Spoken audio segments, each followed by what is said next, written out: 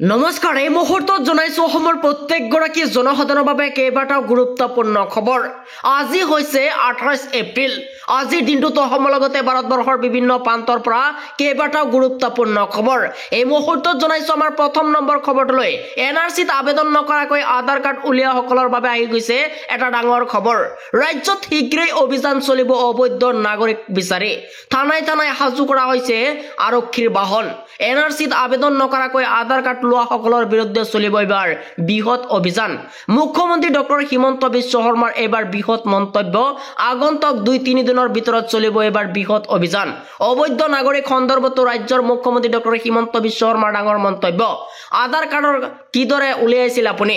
এনআৰচিত আবেদন কৰিছিল নে আপুনি? আৰু এনআৰচিত আবেদন নকৰাকৈ আধাৰ কাৰ্ড উলিওৱাসকলৰ বাবে আহি গৈছে এটা ডাঙৰ খবৰ। এই মুহূৰ্তত জনাইছো আমাৰ দ্বিতীয় নম্বৰ খবৰটোলৈ। আমাৰ দ্বিতীয় নম্বৰ খবৰতে আছে ডাঙৰ খবৰ। কেন্দ্ৰীয় চৰকাৰৰ সমৰ্থনত ভাৰতৰ মুছলমান।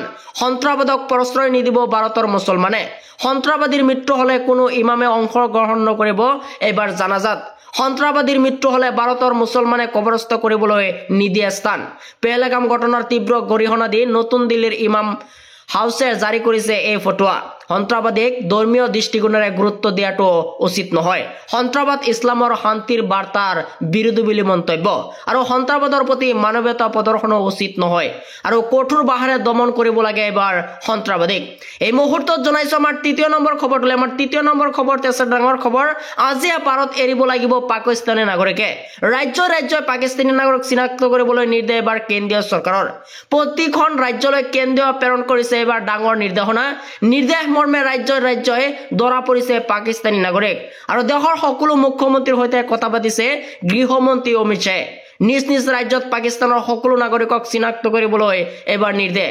দিল্লীত ধৰা পৰিছে 5,000 পাকিস্তানী। বিচাৰি উলিওৱা আৰু তৎক্ষণাত পাকিস্তানলৈ পঠাই দিয়া বুলি মন্তব্য। আৰু পাকিস্তানলৈ তৎক্ষণাত ঘূৰাই পঠিওৱাৰ পদক্ষেপ ল'বলৈ ডাঙৰ নিৰ্দেশনা এবাৰ কেন্দ্ৰীয় চৰকাৰৰ তৰফৰ পৰা।